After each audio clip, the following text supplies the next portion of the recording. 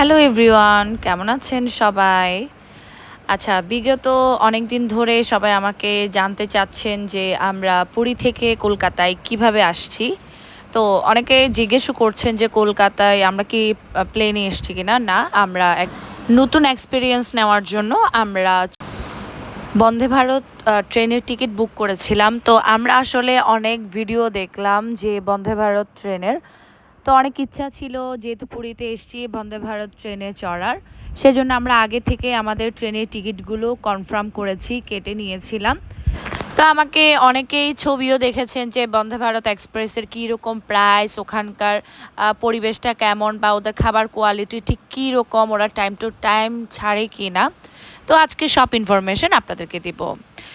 আচ্ছা, আমরা আসলে বন্দে ভারত ট্রেনের টিকিটটা কেটেছিলাম, আমাদের ট্রেনের টাইমটা ছিল 2টার দিকে।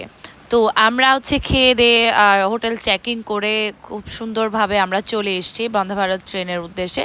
তো পুরী স্টেশনে এসে আমরা খুব সহজে বন্দে ভারত ট্রেনটা খুঁজে পেয়েছি, কারণ অন্যান্য ট্রেনের তুলনায় বন্দে ভারত ট্রেন অনেক ক্লিন অ্যান্ড সুন্দর, অনেক সুন্দর। তো অনেক ধরনের ভিডিও দেখার পর প্রতিদেবকে বললাম যে তুমি যেভাবে হোক আমাকে বন্দে ভারত ট্রেনে করে নিয়ে যাবা। সো এইদিকে আমার ফেজের বর্ণনা দিচ্ছিলাম, আমার ফেজের অবস্থা খুব খারাপ, যেহেতু পুরীতে এসেছি, আপনাদেরকে বলেছি খুবই গরম ছিল এখানে।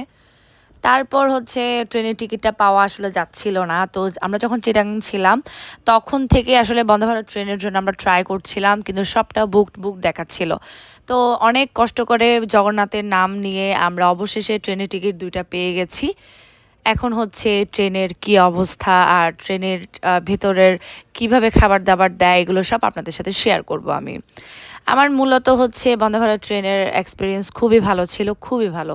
ওরা একদম টাইম টু টাইম, একদম আপনার ট্রেনের যে টাইম বরাবর ওইটা আপনাকে ফলো করতে হবে, না হলে কিন্তু আপনি ট্রেনটা মিস করে যাবেন। তো কিছুক্ষণ পরে দেখলাম আমাদেরকে খাবার দিয়ে গেল, যেহেতু আমাদের দুপুরের দিকে ছিল সেজন্য আমাদেরকে দুপুরের লাঞ্চটা ওরা দিয়েছিল। তো বন্দে ভারতে এসে দেখলাম একটু পর খাবার দিচ্ছে, জিনিসটা আমার খুব ভালো লেগেছে, যেটা কিন্তু আমরা প্লেনও পাইনি। তো আমার হাজব্যান্ডকে বলছিলাম যে যাক, আমার ট্রেনে চড়াটা সার্থক হয়ে গেল।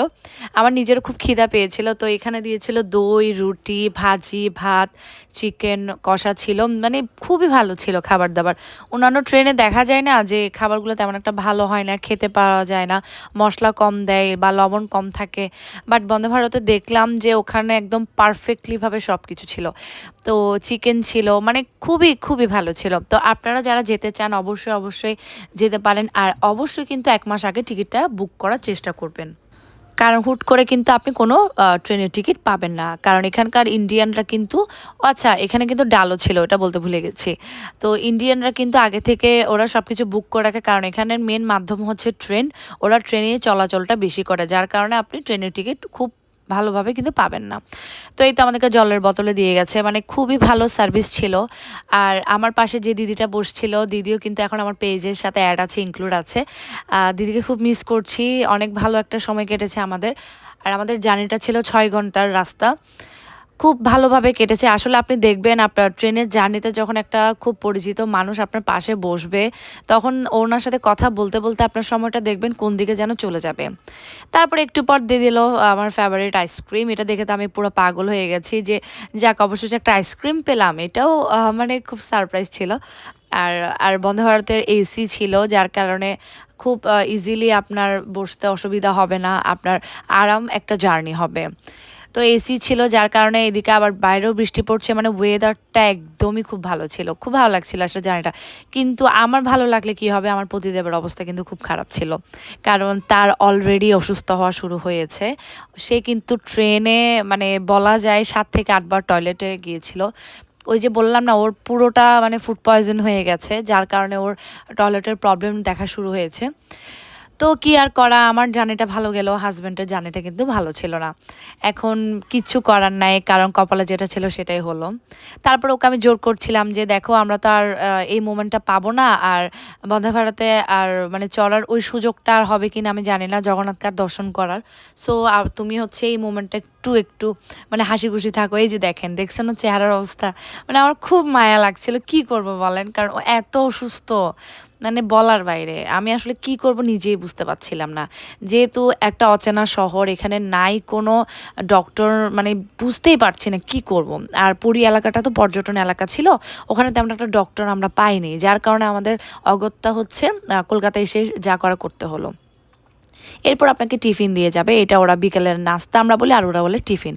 তো এখানে ছিল এই যে একটা মালপোয়া টাইপের জুস ছিল, তারপর একটা চকলেট কেক ছিল, আর একটা ওই ভাজা একটা ডাল ছিল।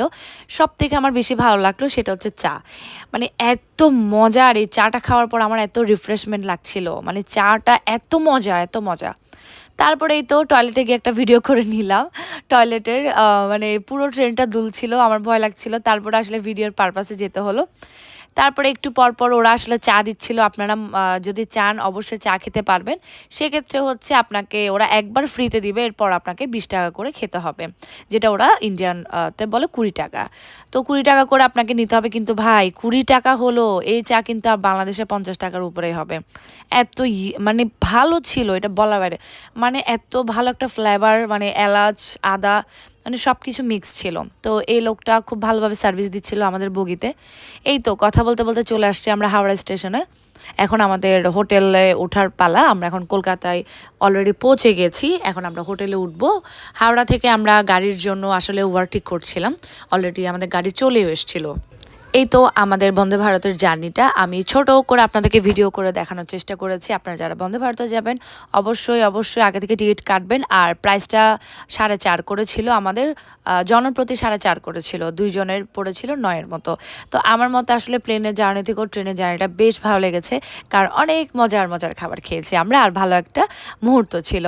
তো অবশ্যই আপনারা পুরীতে গেলে বন্দে ভারত থেকে আসার চেষ্টা করবেন। যারা ইন্ডিয়ানরা আছেন অবশ্যই অবশ্যই কমেন্ট করে জানাবেন আপনারা কারা কারা বন্দে ভারতে চড়েছেন আর কার কেমন এক্সপিরিয়েন্স ছিল, অবশ্যই আমাদেরকে কমেন্ট করে জানাবেন। আজকে এই পর্যন্ত। এই তো আমরা কলকাতা শহরে পৌঁছে গেছি, খুব আনন্দ লাগছিল, কারণ অনেক দিন পর আমি কলকাতায় এসেছি। কলকাতা শহর মানে হচ্ছে ইমাজিং। তো এই তো আমার ব্লগটা এখানেই শেষ করব। সবাই ভালো থাকবেন, সুস্থ থাকবেন। আর হ্যাঁ, আপনাদের কিন্তু যারা শেয়ার করবেন, টপ কন্ট্রিবিউট থাকবেন, তাদের জন্য অবশ্যই একটা গিফট থাকবে আমার রুদ্র ফ্যাশনের পক্ষ থেকে। কারণ আপনারা এত কষ্ট করে শেয়ার করছেন আর কমেন্ট করছেন, অবশ্যই আপনাদের জন্য আমি গিফটের ব্যবস্থা রাখছি। তো অবশ্যই শেয়ার করবেন আর কমেন্ট করবেন, আর সবাইকে সবাইকে ব্লগটা দেখার চেষ্টা করবেন। আশা করছি সুন্দর একটা ইনফরমেশন আপনারা পেয়ে যাবেন। এই তো খাবার খাইছি, কিন্তু খাবারের ছবি তুলবো না, এটা কোনো কথা? এই তো আপনাদেরকে দেখানোর চেষ্টা করেছি, আমরা খুব মজা করেছি, কিন্তু প্রদীপ মজা করে নাই, সেটা ওর কপাল খারাপ, কিন্তু আমার কপালটা অনেক ভালো। আজকে পর্যন্ত, টাটা বাই, সবাই ভালো থাকবেন।